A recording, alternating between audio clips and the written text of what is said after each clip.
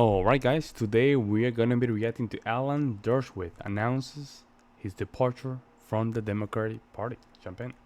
The Democratic National Convention is passed. Were you happy with how everything I transpired? was I was so unhappy. It was the most anti-Jewish, anti-Israel, anti-Zionist convention I have experienced, and I have been watching conventions since 1952 when Adlai Stevenson. Let me tell you why this was the worst convention in history of American history. They had more anti-Jewish, anti-Zionist people who were speaking, starting with AOC, a miserable anti-Zionist bigot. Then, of course, they had Liz Warren, who is one of the most anti-Jewish people in the Senate. Then they had Bernie Sanders, one of the most anti-Jewish people in the Senate. Then to top it off, they have one of the worst anti-Semites in modern American history last night at the convention, and more and more and more now. Who was that person that they had that number four on the list? On CNBC, whatever his name is, Sharpton, Reverend Sharpton. You know, the guy who provoked a pogrom in Crown Heights after that tragic accidental killing of that young man. Gavin But Cato. that's what they do, man. You're waking up kind of late, bro. I mean, I'm younger than you, and I knew right away this party is crazy.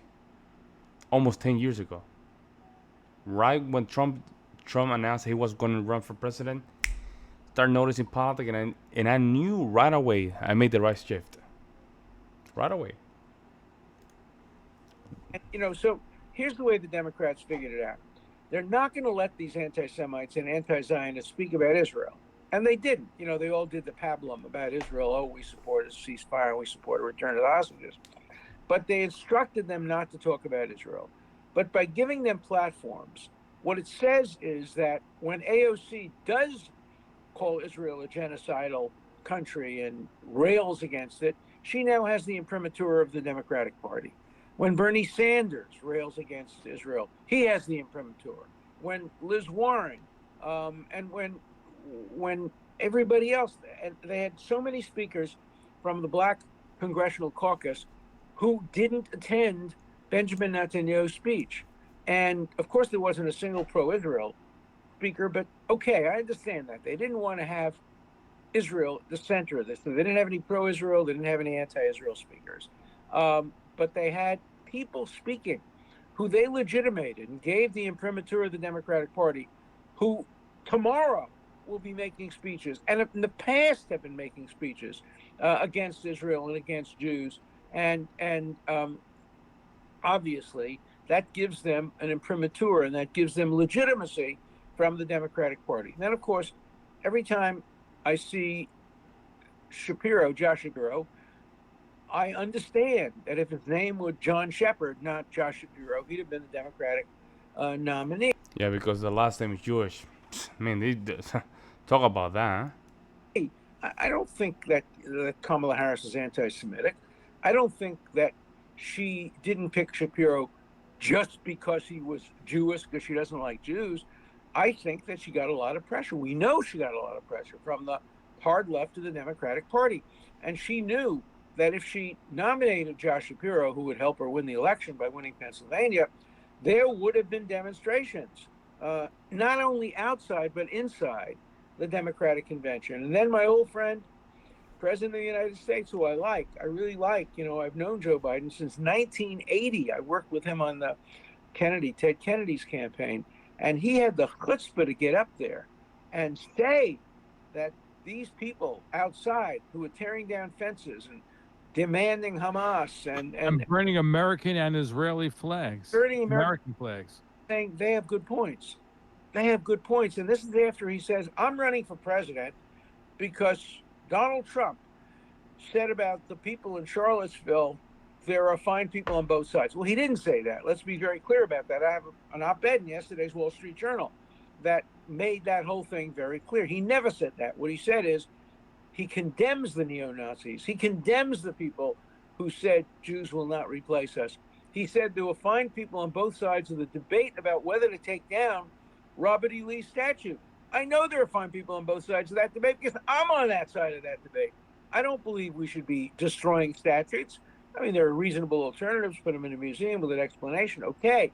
But there are fine people on both sides of the whole debate about what you do with historical monuments. But there were no fine people at the debate, at the standing outside of the convention center and screaming Hamas. But bro, okay, I understand.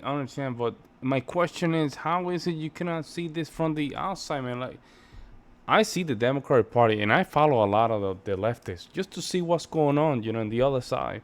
And I'm telling you, those people are insane. They really are going to be the one just dismantling the United States, allowing illegal immigrants to come in, just open side of hate of the Jews, right? Racism against Europeans, Like, there's a lot of things you're like, man, this cannot keep going. High taxes, feminism, all this weird stuff. No voting ID.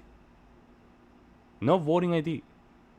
And you, sir, that's been in politics for a lot of years, you cannot see the writing on the wall. This is interesting. He works with politics, but has no idea what politics is all about. Nothing. Because if you're a very smart person, you can see a party going crazy. You say, okay, I think that's a stop. We need to stop this.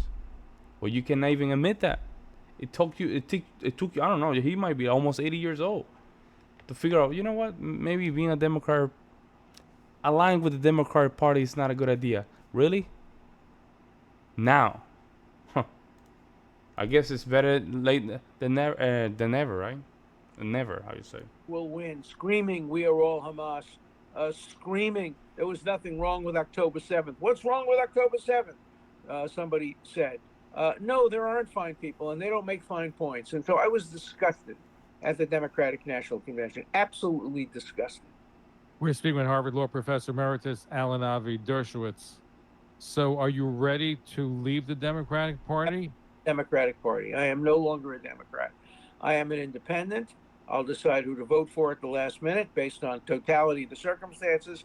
I want to see how they deal with Iran. I want to see how they deal if Iran attacks the United States. I want to encourage the current administration to support Israel.